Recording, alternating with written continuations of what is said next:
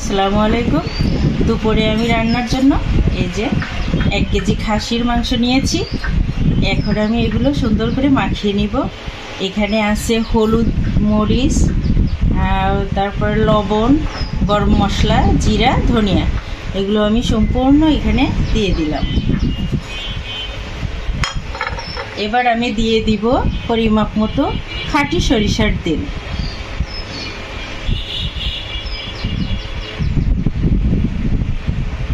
ব্যাস হয়ে গেছে।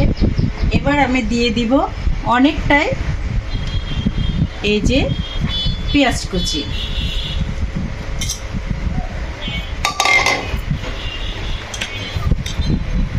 এবার আমি পরিমাপ মতো দিয়ে দিলাম আদা রসুন বাটা। ব্যাস হয়ে গেছে। এবার আমি এগুলো সম্পূর্ণ খুব সুন্দর করে মাখিয়ে নিব।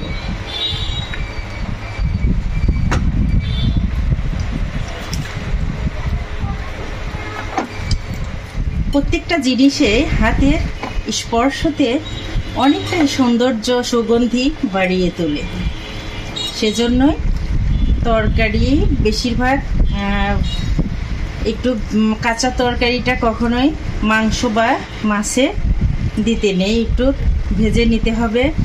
আর মাংস বা মাছ একটু হাতে মাখিয়ে তারপরে রান্নায় চলে যাব, এটাই নিয়ম।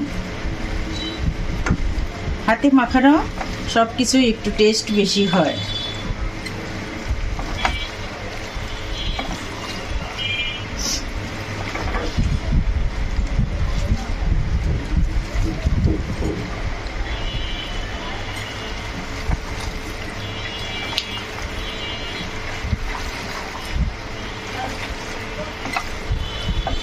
মনে হচ্ছে তেল একটু কম হয়েছে।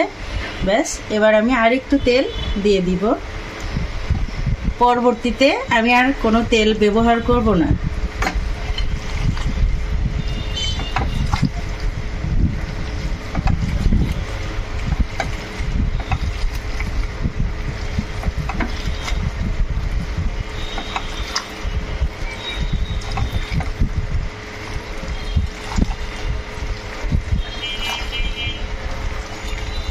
কিন্তু হয়ে গেছে। এবার আমি রান্নায় চলে যাব।